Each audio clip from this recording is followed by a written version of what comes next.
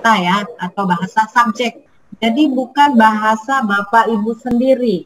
Maka bahasa itu akan diterjemahkan ke dalam bahasa indeks atau bahasa yang terawasi ya. Nah, bahasa indeks yang harus Bapak Ibu miliki adalah daftar tajuk subjek. Nah, Bapak Ibu bisa unduh ini daftar tajuk subjek di webnya Perpustakaan Nasional ya, di Pusat Pengembangan dan Pengolahan Bahan Pustaka. Ya, jadi Bapak Ibu bisa unduh ini daftar tajuk subjek untuk perpustakaan. Nah, yang kedua bisa lihat dari thesaurus atau kamus ya, ini kamus istilah atau ada juga bisa kamus sinonim ya, yang bahasa-bahasa ya indeks. Nah, yang ketiga adalah skema klasifikasi desimal Dewey. Nah, dalam pembelajaran ini Bapak Ibu akan menerima edisi ya, tapi tidak klasifikasi terjemahan. Nah, 3 hal ini sepertinya wajib ada di pengolahan bahan pustaka ya Bapak Ibu ya. Jadi Bapak Ibu tidak akan menggunakan kata-kata sendiri, tapi adalah menggunakan bahasa subjek atau bahasa indeks yang sudah ada. Jadi tidak menggunakan kata-kata sendiri. Nah, itu semuanya terdapat di dalam buku ini. Yang pertama adalah daftar tajuk subjek, yang kedua adalah skema klasifikasi desimal Dewey. Nah, kita masuk kepada skema klasifikasi yang terkenal, yang Bapak Ibu juga akan ketahui, yaitu skema klasifikasi Dewey desimal atau Dewey decimal classification. Nah, ini yang akan kita gunakan dalam melakukan notasi klasifikasi bahan pustaka kita. Yang kedua ada colon classification, ada universal decimal classification, ada Library of Congress classification, dan ada subject classification. Inilah klasifikasi yang terkenal yang digunakan di seluruh Indonesia. Dan kita menggunakan Dewey decimal classification. Siapa Dewey? Nah, apa itu Dewey? Jadi Dewey disusun oleh Melville Dewey, lahir tahun 1851, meninggal tahun 1931. Edisi pertamanya terbit tahun 1876. Bapak Ibu bayangkan ya, tahun 1876 Melville Dewey sudah menyusun alat temu kembali informasi atau bahan pustaka yang ada di perpustakaan tersebut agar cepat ditemukan kembali oleh pengguna perpustakaannya. Nah, tahun 1876 terbit edisi pertama, hingga sekarang terbit edisi 23. Jadi Bapak Ibu bayangkan rentang waktu yang kita gunakan ya, 1876 sampai 2011, kita tetap menggunakan Dewey karena selalu up to date disesuaikan dengan perkembangan ilmu pengetahuan. Nah, Melville Dewey adalah seorang pustakawan di Amherst College, Massachusetts ya. Jadi pada 1873 dia bekerja di Amherst, 1876 dia sudah menerbitkan pedoman tata cara penyusunan Dewey ya, menyusun buku berdasarkan notasi kelasnya atau subjeknya. Ya, kita bisa lihat begitu hebatnya seorang pustakawan pada tahun itu ya. Nah, di edisi pertama berjudul A Classification and Subject Index for Cataloging and Arranging the Books and Pamphlets of Library. Nah, Dewey membagi seluruh ilmu pengetahuan secara persepuluhan ya, ini bukan perpuluhan, secara persepuluhan ke dalam 10 kelas utama yang diberi kode atau lambang disebut dengan notasi dari kelas 00 sampai 900. Nah, ciri-ciri yang ada pada edisi yaitu klasifikasi ilmu pengetahuan yang melakukan pembagian subjek secara hierarkis. Jadi dari subjek yang besar kepada subjek yang lebih spesifik. Menggunakan prinsip desimal, hanya mampu memberikan satu notasi kelas saja bila ada dua subjeknya. Jadi, subjek yang paling dominan dibahas. Nah, dalam struktur edisi ringkas ada tabel, ada bagan dari kelas 00 sampai 900, dan ada indeks relatif. Jadi kalau Bapak Ibu punya edisi terjemahan atau edisi ringkas yang diterbitkan oleh Perpustakaan Nasional yang berwarna biru, nah isinya itu ada 3 ya, struktur. Ada berisi tabel, ada bagan dari 00 sampai 900, dan ada indeks relatif. Nah, dalam pembelajaran online ini, kita akan menggunakan edisi yang prinsipnya hampir sama dengan edisi ringkas ataupun edisi aslinya. Nah, ini dia 10 notasi kelas utama. Yang pertama adalah 00 untuk ilmu komputer, informasi dan karya umum, 100 filsafat dan psikologi, 200 agama, 300 ilmu pengetahuan sosial, 400 bahasa, 500 sains, 600 teknologi, 700 seni dan rekreasi, 800 sastra, 900 sejarah dan geografi. Inilah 10 kelas utama yang ada dalam DDC. Jadi Bapak Ibu nggak perlu hafal banyak-banyak, ini saja 10 kelas utama yang Bapak Ibu ingat-ingat ya. Apa saja kelas 0 sampai 900. Nah, dari 10 kelas utama ini, masing-masing kelas, berarti kelas 00, 100, 200, sampai 900, dibagi lagi menjadi 10. Karena dia selalu persepuluhan ya, Bapak Ibu. Nah, saya ambil contohnya dari kelas 300, ilmu-ilmu sosial. Nah, subkelasnya dibagi 10, 310 statistik, 320 politik, 330 ekonomi, sampai seterusnya 390. Nah, dari 10 subkelas ini, masing-masing dibagi lagi menjadi 10. Disebut dengan subseksi. Saya ambil contohnya dari 370, ilmu pendidikan. Ya. Nah, Bapak Ibu banyaknya di sini ya, di pendidikan. 370 pendidikan, 371 pendidikan secara umum, 372 pendidikan dasar, 373 pendidikan menengah, berikutnya sampai 379. Ya, inilah dari 10 kelas utama dibagi menjadi 10 lagi, dibagi menjadi seksi lagi ya. Jadi begitu kompleks dan spesifik edisinya. Nah, ada lagi di dalam buku tersebut ada alat bantu indeks relatif. Jadi Bapak Ibu akan mencari notasi klasifikasi lewat indeks relatif. Apa itu indeks relatif? Indeks relatif adalah daftar istilah yang disusun secara alfabetis. Istilah tersebut mengacu ke nomor kelas yang terdapat di dalam bagan. Nah, Bapak Ibu untuk menentukan notasi suatu subjek, Bapak Ibu akan mencarinya lewat indeks relatif ya.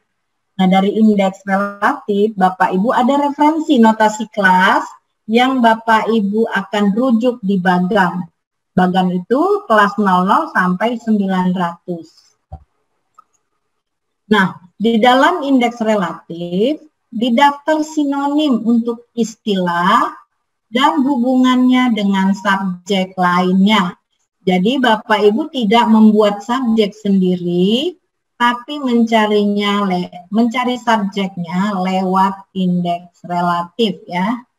Jadi Bapak Ibu akan dirujuk ke notasi kelasnya. Cara paling praktis untuk menentukan notasi suatu subjek adalah melalui indeks relatif. Nah, sekarang kita masuk pada 3 struktur di buku tersebut, yaitu tabel. Di dalam edisi asli atau edisi lengkap bahasa Inggris, ada 6 tabel pembantu di dalam edisi. Tabel 1 disebut dengan tabel subdivisi standar atau bentuk dokumen. Tabel 2 subdivisi wilayah, ini ada wilayah di seluruh Indonesia, seluruh dunia juga. Tabel 3 adalah subdivisi sastra.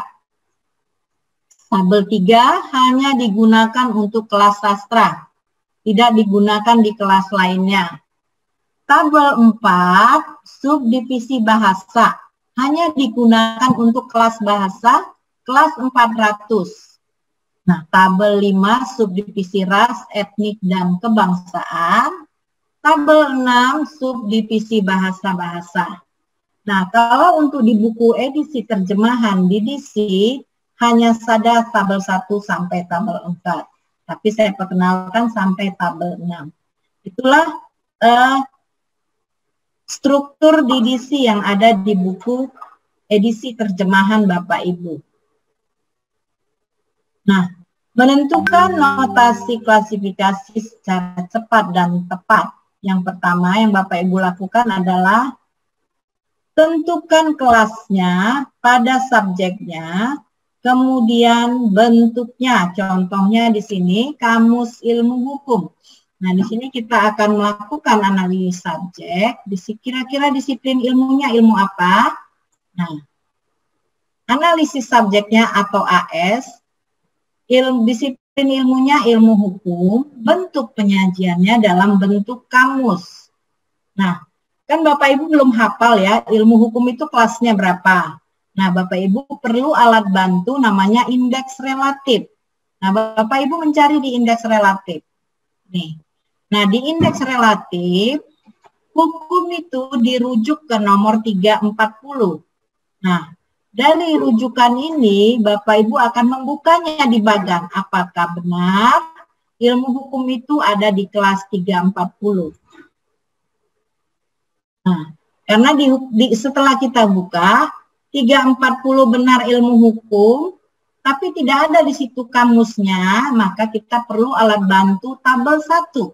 Tabel bentuk, yaitu kamus, ada di strip 03. Nah, bagan, yang ini bagan, sudah sesuai dengan yang ada di indeks. Maka kita buatkan notasi kelasnya menjadi seperti ini.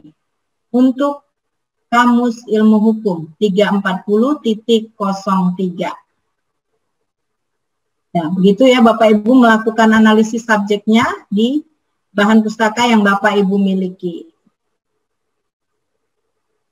Nah, pemakaian tabel 1 ada banyak ya cara penggunaannya.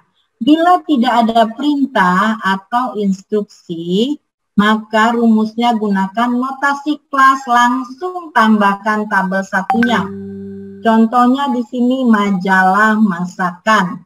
Nah, subjeknya adalah tentang masakan, notasi kelasnya 641.5, majalah ada di tabel 1 strip 05, menjadi notasi kelasnya 641.505.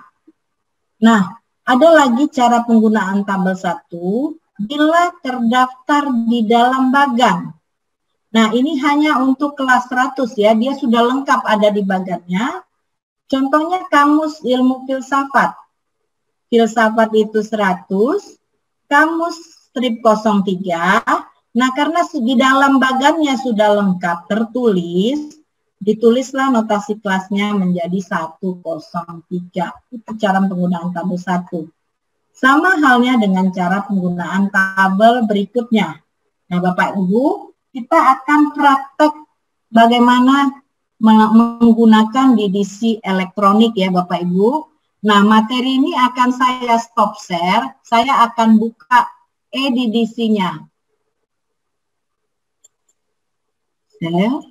Saya akan buka e-DDC yang akan kita pergunakan pada pembelajaran ini.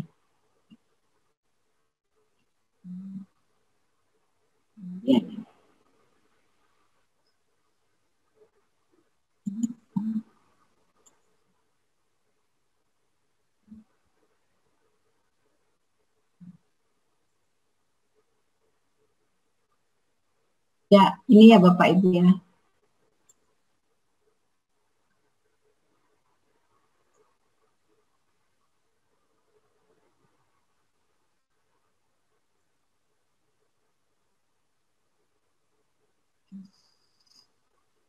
Bentar ya Bapak Ibu, saya akan edisinya. Ya. Sudah kelihatan ya Bapak Ibu ya. Nah, cara membuka edisinya tinggal klik-klik. Ini tanda Bapak Ibu centang I accept, next. Passwordnya jangan lupa damai.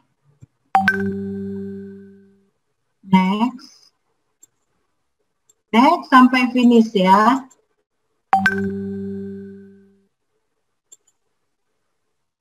Oke.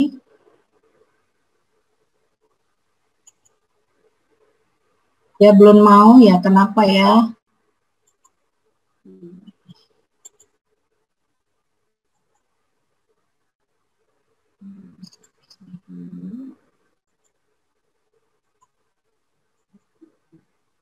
Ya, sudah kelihatan ya Bapak Ibu ya. Oke, ini dia edisinya ya. Nah, sama prinsipnya dengan edisi terjemahan yang dikeluarkan oleh Perpustakaan Nasional. Ini terdiri dari 10 kelas utama. Bapak Ibu tinggal klik-klik saja dari kelas 00 sampai 900. Ini saya coba klik ya. Ini isinya sudah terlihat apa aja. Nah, kelas 00 ilmu umum dan ilmu komputer. Kita balik ke home, kita klik kelas 100. 100 itu filsafat dan psikologi, kita tinggal klik saja. Ya, ini isinya. Kita balik lagi kelas 200. Agama. Nah, kalau Bapak Ibu dulu banyak menggunakan agama Islam 2X, sekarang agama Islam notasi kelasnya adalah 297 ya Bapak Ibu. Nah, ini dia Islam kelasnya 297. Tapi tidak menggunakan lagi 2X. Jadi kalau Bapak Ibu punya koleksi agama Islam yang baru, Bapak Ibu bisa lanjutkan nomornya menjadi 297. Nah, kalau Bapak Ibu masih berkeinginan mengubah koleksi yang 2X menjadi 297, Bapak Ibu punya pekerjaan ekstra banyak ya. Nah, kita buka lagi kelas 300. Ini dia, ilmu sosial. Kita tinggal klik apa saja isinya ya. Di kelas 300, kelas 400, kelas bahasa, semuanya lengkap. Sekarang kita masuk ke kelas 500, natural science atau ilmu alami ya. Ilmu alam. Nah, kita tinggal buka, tinggal klik saja. Jadi Bapak Ibu nggak kerepotan. Kelas 600, teknologi atau ilmu terapan. Kelas 700, kesenian, hiburan, dan olahraga. Semuanya bisa dibuka. Kelas terakhir, kelas 900, sejarah, geografi, dan disiplin ilmu yang berkaitan. Jadi Bapak Ibu akan lebih gampang. Nah, setelah 10 kelas utama, atau ini disebut dengan bagan, kita masuk ke tables ya. Tables. Ya, ada tabel 1 sampai tabel 6. Tabel 1 disebut dengan subdivisi standar. Nah, ini dia apa saja adanya. Strip 01 untuk filsafat dan teori. Strip 02 untuk aneka ragam. Strip 03 kamus dan ensiklopedi. Berikut seterusnya ya. Nah, kita masuk ke tabel 4. Tabel wilayah, tabel 2. Ini dia. Ada wilayah dari seluruh dunia, Indonesia masuk di tabel 5. 598. Ini dia Indonesia. Indonesia 598. Ya, kita masuk lagi ke tabel 3. Tabel subdivisi sastra. Jadi tabel 3 ini hanya digunakan untuk kelas 800 ya, tidak digunakan di kelas lainnya. Kita masuk lagi ke tabel 4. Tabel bahasa. Tabel ini hanya digunakan untuk kelas 400. Ya, kita ke tabel 5. Tabel ras, kelompok etnik, dan suku bangsa. Jadi Bapak Ibu kalau ada subjek bahan pustaka tentang ras, Bapak Ibu bisa buka tabel 5. Nah, berikutnya tabel yang terakhir adalah tabel subbahasa ya. Ada bahasa Indonesia, Inggris, Jerman, dan berikutnya. Nah, inilah penggunaan tabelnya. Nah, kita coba menggunakan indeksnya. Kita akan misalnya pendidikan. Akan lihat dia merujuk ke kelas berapa. Nah, pendidikan kita buka. Nah, semua subjek pendidikan akan ditandai dengan warna biru. Jadi Bapak Ibu akan gampang mencarinya. Misalnya ada subjek pendidikan, kelasnya adalah 370 sampai 379 ya, yang berhubungan dengan pendidikan. Dia selalu dibagi per 10-an. Nah, coba kita masuk ke judul-judul ya, Bapak Ibu. Saya akan kasih contoh. Contohnya di sini. Pedoman penyelenggaraan perpustakaan umum. Jadi ada satu buah buku, judulnya Pedoman Penyelenggaraan Perpustakaan Umum. Nah, kita akan mengetahui notasi klasifikasi berapa perpustakaan umum. Kita masuk ke analisis subjeknya. Perpustakaan umum adalah analisis subjeknya yang akan dibahas ya. Jadi akan kita cek perpustakaan umum. Kita buka di indeks perpustakaan umum. Ya. Nah, semua yang judulnya perpustakaan, subjeknya akan keluar. Coba kita cek ya, perpustakaan umum ada di mana. Ini dia. 025.4 klasifikasi umum, bukan. Bukan. Nah, ternyata ada di 027.4. Perpustakaan publik, perpustakaan umum, atau taman bacaan rakyat. Jadi kita sudah dapat tadi untuk pedoman penyelenggaraan perpustakaan umum, klasifikasinya adalah 027.4. Nah, yang kedua adalah yang menggunakan tabel ya. Yang menggunakan tabel 1, contohnya teori permainan catur. Nah, kita akan lihat subjeknya adalah tentang permainan catur. Kita akan buka catur.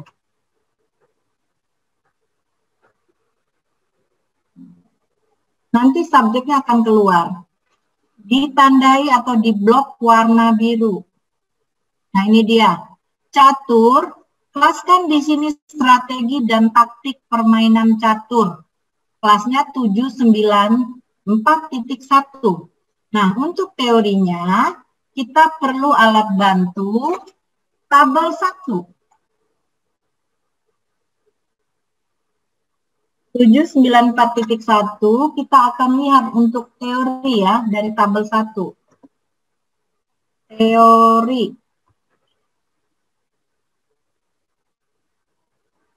Ya.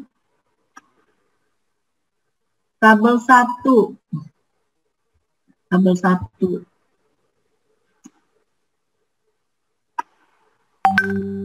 Nah, ini dia. Filsafat dan teori itu strip 01. Jadi, teori permainan catur 794.101. Tambahkan teorinya. Itu untuk tabel 1. Nah, sekarang kita beralih ke cara penggunaan tabel 2. Tabel 2. Saya ambil contoh.